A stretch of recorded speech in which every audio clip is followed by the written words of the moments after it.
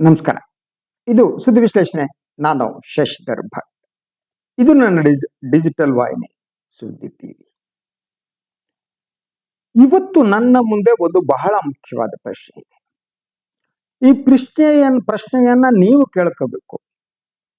ಅದನ್ನ ನೀವು ಪ್ರತಿನಿತ್ಯ ಸಾಮಾಜಿಕ ಜಾಲತಾಣಗಳಲ್ಲಿ ನೀವು ಓಡಾಡ್ತಾ ಇದ್ರೆ ನಿಮಗೆ ಒಂದು ಝಳಕ್ ಕಾಣ್ತಾ ಹೋಗುತ್ತೆ. ಅದು ಒಂದು ಬದಲಾವಣೆಯ ಝಳಕ್ ಅಂತ. ಅಂದ್ರೆ ಒಂದೆರಡು ವರ್ಷಗಳ ಈಚೆಗೆ ಕಾಣ್ತಾ ಇರುವ ಟ್ರೆಂಡ್ ಅದು ಏನು? ಮೊದಲನೇದಾಗಿ ಮೋದಿಯವರನ್ನ, ಪ್ರಧಾನಿ ನರೇಂದ್ರ ಮೋದಿ ಅವರನ್ನ ಬೆಂಬಲಿಸುತ್ತಿದ್ದವರು ಸಾಮಾಜಿಕ ಜಾಲತಾಣಗಳಲ್ಲಿ ಅವರ ಸಂಖ್ಯೆ ಕಡಿಮೆ ಆಗ್ತಾ ಇದೆಯಾ ಅನ್ನೋದು ಮೊದಲ ಪ್ರಶ್ನೆ. ಸೊ ಎಲ್ಲರಿಗೂ ಗೊತ್ತಿತ್ತು ಇಡೀ ಬಿಜೆಪಿಯ ಸಾಮಾಜಿಕ ಜಾಲತಾಣದ ನಿರ್ವಹಣೆ. ಅವರು ನೆಲ ಹಂತದಿಂದ ಒಂದು ಥೀಮ್ ಅನ್ನ ಸಿದ್ಧಪಡಿಸಿ ಬಿಡ್ತಾ ಇದ್ರು. ಅವರು ಒಂದು ನೆರೇಟಿವ್ಸ್ ಗಳನ್ನ ಬಿಲ್ಡ್ ಮಾಡ್ತಾ ಹೋಗೋದು ಅವ್ರ ಕೆಲಸ ಅದೇನೆ. ಸೊ ಅದಕ್ಕೆ ₹2 ₹4 what ever it may be, ಅವರು ಸತತವಾಗಿ ಯಾರ ಇಮೇಜ್ ಅನ್ನ ನಾಶಪಡಿಸ್ಬೇಕು ಮತ್ತು ಯಾರ ಇಮೇಜ್ ಅನ್ನ ಎತ್ತರಿಸಬೇಕು ಅನ್ನೋ ಕೆಲಸವನ್ನ ಮಾಡ್ತಾ ಇದ್ರು. ಅವರ ಸೋಷಿಯಲ್ ಮೀಡಿಯಾ ಹ್ಯಾಂಡ್ಲರ್ಸ್ ಗಳೆಲ್ಲ ಮಾಡ್ತಾ ಇದ್ರು. ಸಾಧಾರಣವಾಗಿ ಒಂದೆರಡು ವರ್ಷಗಳ ಹಿಂದೆ ನೀವು ಮೋದಿ ಅವರನ್ನ, ಬಿಜೆಪಿ ಅವರನ್ನ ಟೀಕೆ ಮಾಡಿದರೆ ನೂರಾರು ಜನ ಬಂದು ನಿಮ್ಮ ಮೈ ಮೇಲೆ ಬೀಳ್ತಿದ್ರು. ನಿಮ್ಮ ಅಮ್ಮನ ಬಗ್ಗೆ ಮಾತನಾಡ್ತಿದ್ರು, ನಿಮ್ಮ ಸಹೋದರಿಯರ ಬಗ್ಗೆ ಮಾತನಾಡ್ತಿದ್ರು. ಅವರ ಬಹುತೇಕ ಮಾತುಗಳು ಲೈಂಗಿಕತೆಯಿಂದ ಕೂಡ್ತಿತ್ತು. ನಿಮ್ಮ ಅಮ್ಮನ್, ನಿಮ್ಮ ಅಕ್ಕನ್, ಹಾಗೆ ನಿಮ್ಮಮ್ಮ ಯಾರ ಜೊತೆ ಮಲಗಿದ್ದಾರೆ, ನಿಮ್ಮ ಅಪ್ಪ ಯಾರ ಜೊತೆ ಮಲಗಿದ್ದಾನೆ.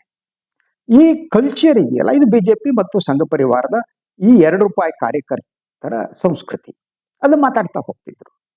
ಬಹಳಷ್ಟು ಜನ ನನ್ನಂತವ್ರು ಅದನ್ನ ಸೀರಿಯಸ್ ಆಗಿ ತಗತಾನೆ ಇರಲಿಲ್ಲ. ಅವರವರ ಯೋಗ್ಯತೆ ತಕ್ಕಂತೆ ಮಾತನಾಡ್ತಾರೆ. ಅದ್ರ ಜೊತೆಗೆ ಈ ಕೊಚ್ಚೆಗೆ ಕಲ್ಲು ಎಸೆಯುವ ಕೆಲಸವನ್ನು ಮಾಡ್ಕೊಡ್ದು. ಅದರ ಜೊತೆಗೆ ಬಹುಮಟ್ಟಿಗೆ ಇಂತಹ ಕೃತ್ಯವನ್ನ ಎಸಗುತ್ತಿದ್ದಂತಹ ಕಾರ್ಯಕರ್ತರಲ್ಲಿ ಪ್ರತಿಶತ 80ರಷ್ಟು ಬ್ರಾಹ್ಮಣರೇ ಇರ್ತಿದ್ರು. ಇವತ್ತು ನೀವು ಗಮನಿಸಬಹುದು, ಅದನ್ನ ನೋಡಿದ್ರೆ ಹೆಗಡೆ, ಉಪಾಧ್ಯಾಯ, ಜೋಶಿ ಇಂಥವರೇ ಕಾಣ್ತಾರೆ. ಇವರು ಬಿಜೆಪಿ ಅಥವಾ ಸಂಘ ಪರಿವಾರದ ಈ ಗುಂಪಿನ ಮುಖ್ಯಸ್ಥರುಗಳು. ಅವರು ನೇರವಾಗಿ ಅಖಾಡಕ್ಕೆ ಇಳಿದು ತಮ್ಮ ಭಾಷಾ ಪಾಂಡಿತ್ಯದ ಮೂಲಕ, ಲೈಂಗಿಕತೆಯ ಮೂಲಕ ಎದುರುಗಾಳಿ ಮೇಲೆ ದಾಳಿ ಮಾಡ್ತಾ ಇರೋದು. ಆದ್ರೆ ಈಗ ಅವರ ಸಂಖ್ಯೆ ದಿನಕ್ಕೆ ಕಡಿಮೆ ಆಗ್ತಾ ಇದೆ. ಈಗ ನಾನು ನೋಡ್ತಾ ಹೋಗ್ತೀನಿ, ನಾನು ಸ್ಟೇಟಸ್ ಅಪ್ಡೇಟ್ ಮಾಡ್ತೀನಿ, ಇನ್ನೊಂದು ಮಾಡ್ತೀನಿ. ನನಗೆ ಅನ್ಸಿದ್ದನ್ನು ಹೇಳೋದಕ್ಕೆ ಯಾವ ದೊಡ್ಡಪ್ಪನ ಅನುಮತಿ ನನಗೆ ಅಗತ್ಯ ಇಲ್ಲ, ಅಥವಾ ಯಾರು ಬೈಯುವ ಮೂಲಕ ನನ್ನನ್ನ ಬಗ್ಗಿಸೋದಕ್ಕೂ ಆಗಲ್ಲ. ನನಗೆ ಸತ್ಯ ಅನ್ಸೋದನ್ನು ಹೇಳೋದಕ್ಕೆ ನಾನು ಹಿಂದೆ ಮುಂದೆ ನನಗೆಲ್ಲ ಮುಜುಗರನೂ ಇಲ್ಲ. ನಾನು ಅದನ್ನ ಯಾವುದೇ ಭಯ ಇಲ್ಲದೇನೆ ನಾನು ಹೇಳ್ತಾ ಹೋಗ್ತೇನೆ. ಆದ್ರೆ ಇವತ್ತು ಗಮನಿಸಿದ್ರೆ ನನ್ನ ಮೇಲೆ ಈ ರೀತಿ ಅಟ್ಯಾಕ್ ಮಾಡುವವರ ಸಂಖ್ಯೆ ಗಣನೀಯವಾಗಿ ಇಳಿಮುಖ ಆಗ್ತಾ ಇದೆ. ಇದೇ ಜನನೇ ಮಾಡೋದು. ಹೆಗಡೆ, ಜೋಶಿ, ಉಪಾಧ್ಯಾಯ, ನಂತರ ಸ್ವಲ್ಪ ಗೌಡ ಹಾಗೂ ಲಿಂಗಾಯತಕ್ಕೆ ಸಂಬಂಧಪಟ್ಟ ಹಾಗೆ ಈ ಮೇಲ್ಜಾತಿ ಜನ ಸಮುದಾಯಗಳಿವೆ, ಅವರು ನನ್ನ ಟಾರ್ಗೆಟ್ ಮಾಡ್ತಾರೆ.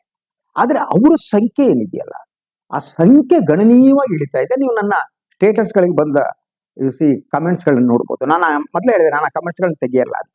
ಯಾಕಂದ್ರೆ ನನಗೆ ಇಂತಹ ಜನರನ್ನ ಎಕ್ಸ್ಪೋಸ್ ಮಾಡೋದು ಇಷ್ಟ. ನನಗೆ ಅವ್ರು ಎಕ್ಸ್ಪೋಸ್ ಅದರಿಂದ ಇರ್ಬೇಕು. ಅವ್ರ ಸಂಸ್ಕೃತಿ ಯಾವುದು, ಅವ್ರು ಮಾತನಾಡುವ ರೀತಿ ಯಾವುದು, ಅವ್ರ ಭಾಷೆ ಯಾವುದು, ಯಾಕೆ ಸದಾ ಅವರ ಅಮ್ಮನ ಬಗ್ಗೆ ಮಾತನಾಡ್ತಾರೆ, ಯಾಕೆ ಅವ್ರ ಮಾತಿನಲ್ಲಿ ಸೆಕ್ಸ್ ಮಾತ್ರ ಇರುತ್ತೆ. ಸೊ ಇದೆಲ್ಲ ಯಾಕೆ ಇಟ್ಟಿರ್ತೀನಿ ಅಂದ್ರೆ, ಸೈಕಾಲಜಿಕಲಿ ಇದನ್ನ ಅಧ್ಯಯನ ಮಾಡ್ಬೇಕು ಅಂತ. These people are psychologically disturbed ಅಂತ. ಅವ್ರು ಸೈಕಾಲಜಿಕಲಿ ಡಿಸ್ಟರ್ಬ್ ಆದವ್ರು, ಆದ್ರಿಂದನೇ ಅಂತ ಭಾಷೆಯನ್ನು ಬಳಸ್ತಾರೆ ಅವರು. ಸೊ ಈಗ ನೀನು ಇವತ್ತು ಬೆಳಗ್ಗೆ ಹಾಕಿದ್ದೀನಿ, ನಿಂದ ಹಾಕಿದ್ದು ನೋಡಿ, ಮುದುಕ ಅಂದ್ರೆ ತಾವೊಬ್ಬರು ಚಿರಂಜೀವಿಗಳು, ತಾವು ಮತ್ತು ಮೋದಿ ಇಬ್ಬರು ಚಿರಂಜೀವಿಗಳು, ಉಳಿದವರೆಲ್ಲ ಸತ್ತೋಗ್ಬಿಡ್ತಾರೆ. ಅದರಿಂದ ಉಳಿದ ಮುದುಕ ಹೋಗ್ಬಿಡ್ತೀಯಾ, ಏನೋ ನೀನು. ಸೊ ಈ ರೀತಿ ಏನಿದ್ದಾರೆ ಇವ್ರು ಮಾಡ್ತಾರೆ. ಸೊ ಹಾಗಿದ್ರೆ ಇವರ ಪ್ರಭಾವ ಕಡಿಮೆ ಆಗಿದೆ ಅನ್ನೋದನ್ನ ನಾನು ವಿತ್ ಡೇಟಾ ತಮ್ಮ ಮುಂದೆ ಹೇಳೋದಕ್ಕೆ ಇಷ್ಟಪಡ್ತೀನಿ. ಏನು ಮೋದಿ ಪಾಪ್ಯುಲಾರಿಟಿ ಗ್ರಾಫ್ ಏನಿದೆ ಅಂತ. ಸೊ ನನ್ನ ಬಳಿ ಇರುವಂತಹ ಈ ಡೇಟಾಗಳು ಏನ್ ಹೇಳ್ತವೆ ಅನ್ನೋದು ಮೊದಲನೇದು. ಒಂದೇದು 2025 ಮತ್ತು 2026 ಅವಧಿಯ ಪ್ರಮುಖ ಡೇಟಾಗಳು ನನ್ನ ಬಳಿ ಇದೆ. ಇದು ಮೊದಲನೇದಾಗಿ 2026ರಲ್ಲಿ ಮಾರ್ನಿಂಗ್ ಕನ್ಸಲ್ಟ್ ಅನ್ನುವ ಸಂಸ್ಥೆ ಒಂದು ಸಮೀಕ್ಷೆಯನ್ನ ನಡೆಸುತ್ತೆ. ಮೋದಿಯವರ ಅಕ್ಸೆಪ್ಟೆನ್ಸ್ ಬಗ್ಗೆ ಜನ ಎಷ್ಟು ಬೆಂಬಲ ಮಾಡ್ತಾರೆ. ಅದರ ಪ್ರಕಾರ ಮೋದಿಯವರ ಅಪ್ರೂವಲ್ ರೇಟ್, ಮೋದಿಯವರನ್ನ ಒಪ್ಪಿಕೊಳ್ಳುವವರದ್ದೇನಿದೆ ಅದು ಸಂಖ್ಯೆ ಪ್ರತಿಶತ 67ರಷ್ಟಿತ್ತು ಅಂತ. ಯಾವಾಗ? 2026ರಲ್ಲಿ. ಸೊ ನೀವು ಡಿಸೆಂಬರ್ 2025ರಲ್ಲಾಗಿತ್ತು ಕಂಪೇರ್ ಮಾಡೋದಕ್ಕೆ. ಅದು ಸ್ಟ್ಯಾಟಿಸ್ಟಿಕಾ ಅಂತ ಒಂದು ಸಂಸ್ಥೆ ಮಾಡಿದ್ದು. ಆವಾಗ ಮೋದಿ ಅವರ ಅಪ್ರೂವಲ್ ರೇಟ್ ಏನಿತ್ತು ಅದು ಪ್ರತಿಶತ 70ರಷ್ಟಿತ್ತು. ಸೊ ಅದಾದ್ಮೇಲೆ 2020ರ ಮಧ್ಯದ ಭಾಗದಲ್ಲಿ ನಡೆಸಂತ ಸರ್ವೆ, ಆವಾಗ ಮೋದಿ ಅವರ ಅಪ್ರೂವಲ್ ರೇಟ್ ಏನಿದೆ ಅದು ಪೀಕ್ ನಲ್ಲಿತ್ತು. ಅಂದ್ರೆ 2025ರ ಮಧ್ಯಭಾಗದಲ್ಲಿ ಮೋದಿ ಅವರ you see that popularity approval rate it has reached 75%. ಯಾಕಂದ್ರೆ ಪಾಕಿಸ್ತಾನ ಇತ್ತು, ಯುದ್ಧ ಇತ್ತು, you see that operation Sindoor ಇತ್ತು, ಬಿಜೆಪಿ ಸಂಘ ಪರಿವಾರ ಮಾರಾಟ ಆಗುವ ವಸ್ತುಗಳೆಲ್ಲ ಅವರ ಅಂಗಡಿಯಲ್ಲಿ ಇತ್ತು. ಸೊ ಏನೇನ್ ಮಾರಾಟ ಮಾಡೋದು, ಧರ್ಮವನ್ನ ಮಾರಾಟ ಮಾಡೋದು, ಪಾಕಿಸ್ತಾನವನ್ನ ಮಾರಾಟ ಮಾಡೋದಿತ್ತಲ್ಲ, ಆದ್ರಿಂದ ಅವಾಗ ಅಪ್ರೂವಲ್ ರೇಟ್ ವಾಸ್ 75%. ಹಾಗೇನೆ 2026 ಜನವರಿಗೆ ಬಂದಿದೆ. ಈ ಜನವರಿಯಲ್ಲಿ India today mood of the nation ಅನ್ನುವ ಒಂದು ಸರ್ವೆಯನ್ನು ಮಾಡಿತು. ಯಾವಾಗ? ಕಳೆದ ಜನವರಿ ತಿಂಗಳಲ್ಲಿ. ಸೊ ಇದು ಏನಿದೆ, ಇದರಲ್ಲಿ ಜನರ ಅಪ್ರೂವಲ್ ರೇಟ್ ಮೋದಿ ಅವರ ಬಗ್ಗೆ it has come down drastically. ಜನವರಿ ಹೊತ್ತಿಗೆ ಇಳಿತ ಪ್ರಾರಂಭ ಆಗಿತ್ತು. ಬಿಕಾಸ್ ಅಮೆರಿಕ ಜೊತೆ ಸಂಬಂಧ ಕೆಟ್ಟಿದ್ದು, ಟ್ರೇಡ್ ಡೀಲ್ಗಳು, ಸೊ ಸ್ಲೋಲಿ ನಂತರ ಎಪ್ಸ್ಟೀನ್ ಫೈಲ್ಗಳು, ಅದರಲ್ಲಿ ಮೋದಿ ಅವರ ಹೆಸರು ಬಂದಿತ್ತು. ಹೀಗೆ ಸ್ಲೋಲಿ ಮೋದಿ ಅವರ ಏನಿದೆ ಜನ ದಟ್ ಮೊದಲನೇ ರೀತಿ ಅವ್ರನ್ನ ಪ್ರೀತಿಸುವುದನ್ನ ಕಡಿಮೆ ಮಾಡ್ತಾ ಸಂಶಯದಿಂದ ನೋಡೋದಕ್ಕೆ ಪ್ರಾರಂಭ ಮಾಡಿದ್ರು. ಸೊ ಹೀಗಾಗಿ ನೀವು ಜನವರಿ 2020ರ ಹೊತ್ತಿಗೆ ಮೋದಿಯವರ approval rate has come down nearly 50%. ಅದ್ರ ಜೊತೆಗೆ ಮುಂದಿನ PM ಮೋದಿ ಆಗಬೇಕಾ ಅನ್ನೋ ಪ್ರಶ್ನೆಗೆ ಪ್ರತಿಶತ 45ಕ್ಕಿಂತ ಹೆಚ್ಚು ಜನ ಮೋದಿ ಅವರು ಪ್ರಧಾನಿ ಆಗಬೇಕಾಗಿಲ್ಲ ಅಂತ ಹೇಳಿದ್ರು. ಅವ್ರ ಅಪ್ರೂವಲ್ ರೇಟ್ ಇರೋದು ನಿಯರ್ಲಿ 55%, 55% ಹತ್ತಿರ ಜನ ಓಕೆ ಅಂತ. ಅಂದ್ರೆ 45% ಜನ, ಈ ದೇಶದ ಜನ ಮೋದಿಯವರು ಮತ್ತೆ PM ಆಗ್ಬೇಕಾಗಿಲ್ಲ ಅಂತ ಹೇಳಿದ್ರು. ಹಾಗಿದ್ರೆ ಇದರೆಲ್ಲ ಈ ಸ್ಟ್ಯಾಟಿಸ್ಟಿಕ್ಸ್ ಇಂದ ನಾವು ಕಂಡುಕೊಳ್ಳೋದು ಏನು ಅನ್ನೋದು ಅದನ್ನ ನೋಡ್ತಾ ಹೋಗೋಣ. ಮೊದಲನೇದಾಗಿ ಮೋದಿಯವರು ಜನಪ್ರಿಯ ನಾಯಕರಲ್ಲಿ ಭಾರತದಲ್ಲಿ ನಂಬರ್ 1 ಅನ್ನೋದ್ರಲ್ಲಿ ಅನುಮಾನ ಬೇಕಾಗಿಲ್ಲ. Yes, is a popular leader, ಆಯ್ತಾ. ಆದರೆ ಅವರ ಪೀಕ್ ಅವಧಿ ಮುಗಿದು ಹೋಗ್ಬಿಟ್ಟಿದೆ. ಮೋದಿಯವರು ಪೀಕ್ಗೆ ಹೋದ ಮೇಲೆ ಯಾವುದೇ ಬದುಕಿನಲ್ಲಿ ಯಾವುದೇ ವ್ಯಕ್ತಿ ಆಗಲಿ ಒಂದು ಹಂತಕ್ಕೆ ಪೀಕ್ ಹೋಗ್ತಾನೆ. ಆ ಪೀಕ್ಗೆ ಹೋಗೋ ಹೊತ್ತಿಗೆ ಹೋದ ಮೇಲೆ ಆತ ಎಕ್ಸ್ಪೋಸ್ ಆಗ್ತಾ ಹೋಗ್ತಾನೆ, ಬೆತ್ತಲೆ ಆಗ್ತಾ ಹೋಗ್ತಾನೆ, ಎಲ್ಲ ಹೊರಗೆ ಬಿಡ್ತಾ ಹೋಗ್ತಾನೆ. ಅವಾಗ ಉಳಿದಿದ್ದೇನು ಮೇಲಿಂದ ಕೆಳಗೆ ಬೀಳೋದು. ಆದ್ರಿಂದ ಮೋದಿಯವರ ಪೀಕ್ ಏನಿದೆ ಅದು ಇಳಿಕೆಯನ್ನ ಕಾಣ್ತಾ ಇದೆ. ಪ್ರತಿಶತ 75ರಷ್ಟು ಇದ್ದುದು ಈಗ 50 ಚಿಲ್ಲರೆಗೆ ಬಂದಿದೆ. ಮೋದಿ ಇಸ್ ಲೂಸಿಂಗ್ ಅಂತ. ಸೊ ಈ ಕುಸಿದ ಟ್ರೆಂಡ್ ಕಾಣುತ್ತಾ ಅಂತ. ಹಾಗಿದ್ರೆ ಈ ಕುಸಿತ ಏನಿದೆ ಇದ್ರ ಟ್ರೆಂಡ್ ಯಾವಾಗಿಂದ ಕಾಣುತ್ತೆ? ಸೊ ನೀವು 2025ರದ್ದು ನಾನು ಸ್ಟಾಟಿಸ್ಟಿಕ್ಸ್ ಕೊಟ್ಟೆ. ಇನ್ನು 2026ಕ್ಕೆ ನೀವು ಬಂದ್ರೆ ಸುಮಾರು ಪ್ರತಿಶತ 7ಕ್ಕಿಂತ ಹೆಚ್ಚು ಇವ್ರ ಪಾಪ್ಯುಲಾರಿಟಿ ಇಸ್ ಕಮಿಂಗ್ ಡೌನ್ ಅಂತ. ಹಾಗಿದ್ರೆ ಮೋದಿ ಅವರ ಪಾಪ್ಯುಲಾರಿಟಿ ಕಡಿಮೆ ಆಗುವುದಕ್ಕೆ ಕಾರಣಗಳೇನು? ಒಂದು ಆಂಟಿ ಇನ್ಕಂಬೆನ್ಸಿ ಅಂತ ಹೇಳ್ಬೋದು. I agree, anti incumbency percentage ಇರುತ್ತೆ. ಅದ್ರ ಜೊತೆಗೆ ನಿಜವಾದ ಮೋದಿ ಅವರನ್ನ ಈ ದೇಶದ ಜನ ಅರ್ಥ ಮಾಡಿಕೊಳ್ಳುವುದಕ್ಕೆ ಪ್ರಾರಂಭ ಆದದ್ದು. ಅಂದ್ರೆ ಒಂದು ಸಿಸ್ಟಮೆಟಿಕ್ ಆದ ಈವೆಂಟ್ ಮ್ಯಾನೇಜ್ಮೆಂಟ್ಗಳ ಮೂಲಕ ವ್ಯಕ್ತಿತ್ವವನ್ನ ರೂಪಿಸೋದಿದೆಯಲ್ಲ, ಆ ವ್ಯಕ್ತಿತ್ವ ರೂಪಿಸಿಕೊಂಡ ಮೇಲೆ ಒಂದು ಹಂತದ ಮೇಲೆ ಬೆತ್ತಲೆ ಆಗ್ತಾ ಹೋಗ್ಬೇಕಾಗುತ್ತೆ. ಅದ್ರ ಜೊತೆಗೆ ನಿಜ ಸ್ಥಿತಿ ಏನು? ಸೊ ಈ ಒಂದು ಇದರ ಪ್ರಕಾರ ಈ ಸರ್ವೆಗಳ ಪ್ರಕಾರ ಒಂದು ಬಹಳ ಮುಖ್ಯವಾಗಿ ಮೋದಿ ಅವರ ಪಾಪ್ಯುಲಾರಿಟಿ ಡೌನ್ ಆಗ್ತಾ ಇರೋದಕ್ಕೆ ಬಹಳ ಮುಖ್ಯವಾದ ಕಾರಣ ಒಂದು ದರ ಏರಿಕೆ, ಇನ್ಫ್ಲೇಷನ್ ಅಂತ ಹೇಳಲಾಗ್ತಾ ಇದೆ. ಸೊ ಆಂಟಿ ಇನ್ಕಂಬೆನ್ಸಿ ನಾನು ಆವಾಗಲೇ ಹೇಳಿದೆ. ಅದರ ಜೊತೆಗೆ ನೀವು ಕಳೆದ 13 ತಿಂಗಳ ಅವಧಿಯಲ್ಲಿ ಮೋದಿ ಅವರ popularity point has come down from more than 5 points. ಎಷ್ಟು ಹೇಳಿ? More than 5 points is popularity graph has coming down. ಅದರಿಂದ ಆಗಿದ್ರೆ ನಾವು ಯಾವ ನಿರ್ಣಯಕ್ಕೆ ಬರ್ತೀವಿ? ಒಂದು ಕುಸಿತ ಇದೆ, ಅನುಮಾನ ಇಲ್ಲ. ಆದರೆ ಆ ಕುಸಿತ ಅದು ಸಸ್ಟೈನೇಬಲ್ ಹೌದಾ ಅಲ್ವಾ ಅನ್ನೋದು ಪ್ರಶ್ನೆ. ಆದ್ರೆ ಇದು ಸ್ಲೋಲಿ ಡಿಕ್ಲೈನ್ ಆಗ್ತಾ, ಹಾರ್ಡ್ ಡಿಕ್ಲೈನ್ ಕಾಣ್ತಾ ಇದೆ ನಮ್ಗೆ. ಸ್ಲೋಲಿ 1%, 2%, 3%, 4%, 5% ಡಿ ಅಂತ ಬರ್ತಾ ಇದೆ, ಸ್ಲೋಲಿ ಬರ್ತಾ ಇದೆ. ಅದರಿಂದ ಮುಂದಿನ ಚುನಾವಣೆ ಬರೋ ಹೊತ್ತಿಗೆ ಇದು ಏನಾಗುತ್ತೆ ಅನ್ನೋದು ಡಿಫರೆಂಟ್ ಇಶ್ಯೂ. ಹಾಗೇನೆ ನೀವು ನೋಡಿ, ಅವರ ಮೋದಿಯವರ ಡಿಜಿಟಲ್ ಇದನ್ನ ಅವರು ಸ್ಟ್ರಾಂಗ್ ಆಗಿದ್ದಾರೆ, ಅದು ನೋಡಿದರೆ ಡಿಜಿಟಲಿ ಸ್ಟ್ರಾಂಗ್. ಆದ್ರೆ ಅದು ಅವರ ಪಾಪ್ಯುಲಾರಿಟಿಯಲ್ಲಿ ರಿಫ್ಲೆಕ್ಟ್ ಆಗ್ತದೆ. ಅಂದ್ರೆ ನೀವು ಡಿಜಿಟಲ್ ಪ್ಲಾಟ್ಫಾರ್ಮ್ ನಲ್ಲಿ ನೀವು ಏನ್ ನಿಮ್ಮ ವ್ಯಕ್ತಿತ್ವವನ್ನು ರೂಪಿಸ್ಕೊಂಡಿರ್ತೀರಿ, ಏನ್ ಹೇಳಕ್ ಹೋಗ್ತೀರಿ, ಅದು ಎಷ್ಟರ ಮಟ್ಟಿಗೆ ಸತ್ಯ ಮತ್ತು ಸುಳ್ಳು ಅನ್ನೋದನ್ನ ಜನ ಡಿಸೈಡ್ ಮಾಡ್ತಾರೆ ಅನ್ನೋದು ಇದೆ. ಏನ್ ಹೇಳುತ್ತೆ, ಮೋದಿ ಅವರು ಡಿಜಿಟಲ್ ಎಷ್ಟು ಸ್ಟ್ರಾಂಗ್ ಆಗಿದೆ ಅಂತ ನಿಮ್ಗೆ ಹೇಳ್ತೀನಿ. ಇನ್ಸ್ಟಾಗ್ರಾಮ್ ನಲ್ಲಿ ಮೋದಿ ಅವರಿಗೆ 100 ಮಿಲಿಯನ್ ಫಾಲೋವರ್ಸ್ ಇದ್ದಾರೆ, it's a good number.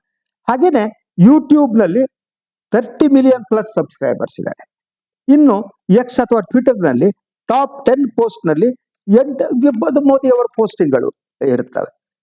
So ಆದ್ರೆ ಅವರ ಹಾರ್ಡ್ ಕೋರ್ ಫಾಲೋವರ್ಸ್ ಟಯರ್ಡ್ ಆಗಿದ್ದಾರಾ ಅನ್ನುವ ಪ್ರಶ್ನೆಗೆ ನೇರವಾಗಿ ಸ್ಪಷ್ಟವಾಗಿ ಡೇಟಾಗಳು ದೊರಕ್ತಾ ಇಲ್ಲ. ಆದ್ರೆ ಅವರ ಹಾರ್ಡ್ ಕೋರ್ ಫಾಲೋವರ್ಸ್ ಅವರು ಟಯರ್ಡ್ ಆಗ್ತಾ ಇರುವ ಲಕ್ಷಣಗಳು ಕಾಣ್ತವೆ ಇದರಲ್ಲಿ. ಅಂದ್ರೆ ಅವರ ಪರ್ಸೆಪ್ಷನ್ ಸೋಷಿಯಲ್ ಮೀಡಿಯಾದಲ್ಲಿ ನೆಗೆಟಿವ್ನೆಸ್ ಕಾಣುತ್ತೆ. ಅವರ ಪರ್ಸೆಪ್ಷನ್ ಏನಿದೆ ಸೋಷಿಯಲ್ ಮೀಡಿಯಾದಲ್ಲಿ, ಅದರಲ್ಲಿ ಅವರ ನೆಗೆಟಿವ್ ಆಗಿ ಕಾಣ್ತಾ ಇದೆ ಅಂತ. ಅದರ ಜೊತೆಗೆ ಹಾಗಿದ್ರೆ ಅವರ ಸಪೋರ್ಟರ್ಸ್ ಟಯರ್ಡ್ ಆಗಿದ್ದಾರೆ ಅಂತ ಯಾಕೆ ಅನಿಸುತ್ತೆ ಅಂತ, ಅದಕ್ಕೂ ಕೂಡ ಕೆಲವು ಪಾಯಿಂಟ್ಗಳನ್ನ ನಾನು ತೆಗೆದುಕೊಂಡು ಬಂದಿದ್ದೀನಿ. So scientific ಆದ್ದು. ಸೊ ಯಾಕೆ ಭಾವನೆ ಬರ್ತಾ ಇದೆ ಅನ್ನೋದಕ್ಕೆ ಮೊದಲನೇಲೆ ಸಿ ಅದರ ಎಫೆಕ್ಟ್, ಅಲ್ಗಾರಿದಮ್ ಎಫೆಕ್ಟ್ ಅಂತಾರೆ. ನೀವು ಕಂಟೆಂಟ್ ನಿಮ್ಮ ಸರ್ಕಲ್ ಮೇಲೆ ಡಿಪೆಂಡ್ ಆಗಿರುತ್ತೆ. ಆ ಸರ್ಕಲ್ಗೆ ಏನಾದ್ರೆ ಅದೊಂದು ಬಹಳ ಮುಖ್ಯವಾದ ಪಾಯಿಂಟ್. ಅದರ ಜೊತೆಗೆ ಪೊಲಿಟಿಕಲ್ ಪೊಲರೈಸೇಷನ್ ಅಂತ, ಪ್ರೋ ವರ್ಸಸ್ NTA ಗ್ರೂಪ್ಸ್ ಏನಿದೆ, ಅವರು ಈಗ ಇಬ್ರು ಕೂಡ ಅಗ್ರೆಸಿವ್ ಆಗಿದ್ದಾರೆ. ಅಂದ್ರೆ ಮೋದಿ ಪರವಾಗಿದ್ದವರು ಮೊದಲು ತುಂಬಾ ಅಗ್ರೆಸಿವ್ ಆಗಿದ್ರು.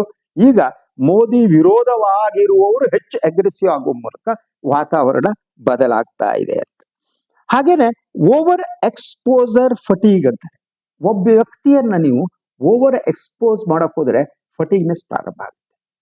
ಓವರ್ ಎಕ್ಸ್ಪೋಸ್ ಮಾಡೋದು ಅಂದ್ರೆ ಇಡೀ ದೇಶದಲ್ಲಿ ಕಳೆದ 11 ವರ್ಷದಲ್ಲಿ ಕುಂತ್ರೆ ನಿಂತ್ರೆ, ಗಾಳಿ ಬಂದ್ರೆ, ಮಳೆ ಬಂದ್ರೆ ಅದಕ್ಕೆಲ್ಲರೂ ಮೋದಿ ಕಾರಣ. ಮಳೆ ನಿಂತರೂ ಮೋದಿ ಕಾರಣ, ಮಳೆ ಬಂದ್ರು ಮೋದಿ ಕಾರಣ. ಸಿ ದಟ್ ಸಾಮಾನ್ಯವಾಗಿ ಜನರಿಗೆ ಏನಾದ್ರು ಆದ್ರೂ ಅದು ಮೋದಿ ಕಾರಣ, ಅವ್ರಿಗೆ ಒಳ್ಳೇದಾದ್ರೂ ಮೋದಿ ಕಾರಣ, ಅಷ್ಟಕ್ಕೂ ಮೋದಿ ಕಾರಣ. ಅಂದ್ರೆ ಇಡೀ ಇಂಡಿಯಾ 11 ವರ್ಷದಲ್ಲಿ ಮೋದಿ ಕಾರಣದಿಂದಲೇ ನಡೀತಿದೆ. ಇಂತಹ ವಾತಾವರಣವನ್ನು ಸೃಷ್ಟಿ ಮಾಡಕ್ಕಾಯ್ತು. ಪ್ರತಿ ಒಂದು ಕ್ರೆಡಿಟ್ ಅನ್ನ ಮೋದಿ ಅವರಿಗೆ ಸಲ್ಲಿಸೋದು, ಅವ್ರಿಗೆ ಗೊತ್ತಿರ್ತಾ ಇಲ್ಲ. ಅದಾದ್ಮೇಲೆ ಸೈಕಾಲಜಿಕಲಿ ಒಂದು ಫಟೀಗ್ನೆಸ್ ಪ್ರಾರಂಭ ಆಗುತ್ತೆ ಅನ್ನೋದು. ಸೊ ಆ ಫಟೀಗ್ನೆಸ್ ಅದನ್ನ ಲೀಡರ್ ಫಟೀಗ್ ಅಂತಾರೆ ಇಂಗ್ಲಿಷ್ ನಲ್ಲಿ. ಸೊ ಆ ಲೀಡರ್ ಫಟೀಗ್ನೆಸ್ ಏನಿದೆ ಅದು ಮೋದಿಯವರ ವಿಚಾರದಲ್ಲಿ ಅದು ಪ್ರಾರಂಭ ಆದದ್ದು.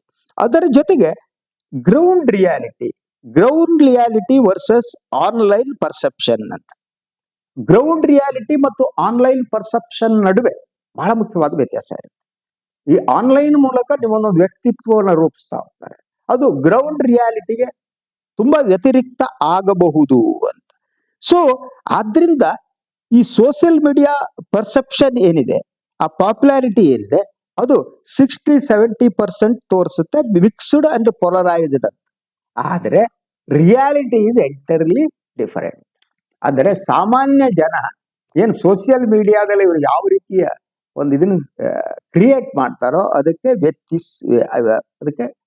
ವ್ಯತಿರಿಕ್ತವಾದಂಥ ಪರಿಸ್ಥಿತಿ ಇರುವುದು ಅಂತ. ಸೊ ಇನ್ನು ಒಂದು ಕೆಲವರಿಗೆ ಈ ಫಾಲೋವರ್ಸ್ ಹೆಚ್ಚಾದ್ರೂ ಕೂಡ ಫಟೀಗ್ ಆಗ ಮನಸ್ಸಿಗೆ ಬಂದ ಮಾತಾಡ್ಬಿಡ್ತಾರೆ. ಆವಾಗ ಏನಾಗುತ್ತೆ ಗೊತ್ತಾ, ಈಗ ಫಾರ್ ಎಕ್ಸಾಂಪಲ್ ಹೇಳ್ತೀನಿ, ಈಗ ನಾನೇನೋ ನಿಮ್ಮ ಹತ್ರ ಮಾತಾಡ್ತಾ ಇದ್ದೀನಿ, ಈಗ ಬಂದ್ಬಿಟ್ಟು ಅವ್ರ ಫಾಲೋವರ್ಸ್ ಬಂದ್ಬಿಟ್ಟು ಕಳ್ಳಬಟ್ಟ, ಸುಳ್ಳು ಬಟ್ಟ, ನಿಮ್ಮಮ್ಮ, ನಿಮ್ಮ ಹೆಂಡತಿ, ಹಿಂಗೆ ಮಾತಾಡ್ತಾ ಹೋಗ್ತಾರೆ. ಪೀಪಲ್ ಯಾರು ಕಲ್ಚರ್ಡ್ ಪೀಪಲ್ ಇದ್ದಾರೆ ಅವರಿಗೆ ರಿಜೆಕ್ಷನ್ ಬರಕ್ ಶುರು ಮಾಡಿ. ಆ ಕಾರಣಕ್ಕೆ ನಾನು ಇಟ್ಟಿರ್ತೀನಿ ಅವ್ರಿಗೆಲ್ಲ. ಅವ್ರು ಎಂಥವ್ರು ಬಿಜೆಪಿ ಸಂಘ ಪರಿವಾರದವನು ಅವ್ರಿಗೆ ಗೊತ್ತಾಗ್ಬಿಟ್ಟಲ್ವ ಅಂತ ಡಿಲೀಟ್ ಮಾಡಬಾರ್ದು. ಬಹಳ ಜನ ತಪ್ಪು ಡಿಲೀಟ್ ಮಾಡ್ಬಿಡ್ತಾರೆ. ಬೇಜಾರು, ನನ್ಗೆ ಯಾರು ಕಳೆದ್ರು ಬೇಜಾರಾಗಲ್ವಾ ಅಂತ. ಇನ್ನೊಬ್ಬನ ಎಕ್ಸ್ಪೋಸ್ ಆದ್ರೆ ನನ್ಗೆ ಯಾಕೆ ಬೇಜಾರಾಗಲ್ವಾ? ಅವ್ರಿಗೆ ಎಕ್ಸ್ಪೋಸ್, ಅಥವಾ ಅವ್ರು ಹೇಳೋ ಮೂಲಕ ನನ್ನ ಹೆಂಡತಿನೋ, ನನ್ನ ಅಮ್ಮನೋ, ನನ್ನ ಸಹೋದರಿಯರು ಬೇರೆ ಆಗಲ್ಲ. ಸೊ ಆ ರೀತಿ ಹೇಳೋ ಮೂಲಕ ಅದು ಕೂಡ ಒಂದು ಫಟಿಗ್ನೆಸ್ ಅನ್ನ ವಿರೋಧವನ್ನ ಸೃಷ್ಟಿ ಮಾಡ್ತಾ ಹೋಗುತ್ತೆ. ಆ ರೀತಿ ಮೋದಿ ಫಾಲೋವರ್ಸ್ಗಳ ಈ ಬಿಹೇವಿಯರ್ ಸೋಷಿಯಲ್ ಮೀಡಿಯಾಗಳಲ್ಲಿ ಅದು ಮೋದಿ ವಿರುದ್ಧದ ಅಲೆಯಾಗಿ ಪರಿವರ್ತನೆ ಆಗ್ತದೆ. ಆದ್ರಿಂದ ಗ್ರೌಂಡ್ ಲೆವೆಲ್ ಏನಂದ್ರೆ ಈ ಸೋಷಿಯಲ್ ಮೀಡಿಯಾ ಕ್ರಿಯೇಷನ್ ಇಂದ ಗ್ರೌಂಡ್ ಲೆವೆಲ್ ನಲ್ಲಿ ವ್ಯತ್ಯಾಸ ಆಗ್ತಾ ಇದೆ. ಗ್ರೌಂಡ್ ಜನ ಇವರ ಈ ರೀತಿಯ ಒಂದು ವ್ಯಕ್ತಿ ಕೇಂದ್ರಿತ ರಾಜಕಾರಣ, ಎರಡು ಒಬ್ಬ ವ್ಯಕ್ತಿಯನ್ನ ದೇವರನ್ನಾಗಿ ಪರಿವರ್ತಿಸೋದು, ಹಾಗೂ ಕಳೆದ 10 ವರ್ಷಗಳಲ್ಲಿ ಈ ದೇಶದಲ್ಲಿ ಏನಾಯ್ತೋ ಎಲ್ಲದಕ್ಕೂ ಅವರೇ ಕಾರಣ ಅನ್ನೋದು, ಇದು ಜನರಲ್ಲಿ ಒಂದು ರೀತಿಯ ಲೀಡರ್ ಫಟಿಗ್ನೆಸ್ ಅನ್ನ ದಟ್ ಇದು ಮಾಡಿದೆ ಅನ್ನೋದು. ಹಾಗೆ ನೋಡಿದ್ರೆ ಸೊ ಇಂಡಿಯಾದ ಮಟ್ಟಿಗೆ ಮೋದಿ ಪಾಪ್ಯುಲರ್ ಲೀಡರ್ ನಾಯಕರು ಅನ್ನೋದನ್ನ ಡಿನೈ ಮಾಡೋದಕ್ಕೆ ಆಗಲ್ಲ. ಸೊ ಈಗ ನಾನು ಕನ್ಕ್ಲೂಷನ್ ಅನ್ನ ನಿಮ್ಗೆ ಹೇಳೋದಿದ್ರೆ 2 ವರ್ಷಗಳಲ್ಲಿ ಮೋದಿಯವರ ಪಾಪ್ಯುಲಾರಿಟಿ ಏನಿದೆ ಅದು down, slowly it is coming down. Highest 75% ಇದೆ, ಈಗ 50% ಹತ್ರ ಬರ್ತಾ ಇದೆ. ಎಂಟಿ ಇನ್ಕಂಬನ್ಸಿ ಸ್ಲೋಲಿ ಹೆಚ್ಚಾಗ್ತಾ ಇದೆ. ಪರ್ಸೆಪ್ಷನ್ ಡಿವೈಡ್ ಅಂತ ನಾವೇನಂತೀವಿ ಅದು ಹೆಚ್ಚಾಗ್ತಾ ಇದೆ. ಸೊ ಹಾಗಾಗಿ ಏನು ಮೋದಿಜಿ ಏನಿದ್ದಾರೆ ಈಗ 1 ವರ್ಷದ ಹಿಂದೆ ಇದ್ದ ಹಾಗೆ ಇಲ್ಲ, ಆಯ್ತಾ. ಮತ್ತು ಅದ್ರ ಜೊತೆಗೆ ಸೋಷಿಯಲ್ ಮೀಡಿಯಾದ ಮೂಲಕನೇ ಅಥವಾ ಮಾಧ್ಯಮಗಳ ನಿಯಂತ್ರಣದ ಮೂಲಕನೇ ನಾನು ಬಹುದೊಡ್ಡ ನಾಯಕನಾಗ್ತೀನಿ ಅನ್ನೋದು ಮೂರ್ಖತನದ ಪರಮಾವಧಿ. ಒಂದು ಹಂತದವರೆಗೆ ಮಾತ್ರ ನೀವು ಮಾಧ್ಯಮದ ಮೂಲಕ ಇಮೇಜ್ ಅನ್ನ ಸೃಷ್ಟಿ ಮಾಡಬಹುದು, ಸೋಷಿಯಲ್ ಮೀಡಿಯಾ ಮೂಲಕ ಇಮೇಜ್ ಸೃಷ್ಟಿ ಮಾಡಬಹುದು. ಆದರೆ ವಾಸ್ತವ ಅದಕ್ಕೆ ವ್ಯತ್ಯಾಸ ಆಗಿದ್ದಾಗ ground reality versus social media work ಆಗುತ್ತೆ ಮತ್ತು ಒಂದು ಹಂತದ ನಂತರ ನಿಜವಾದ ಬಣ್ಣ ಗೊತ್ತಾಗ್ತಾ ಹೋಗುತ್ತೆ.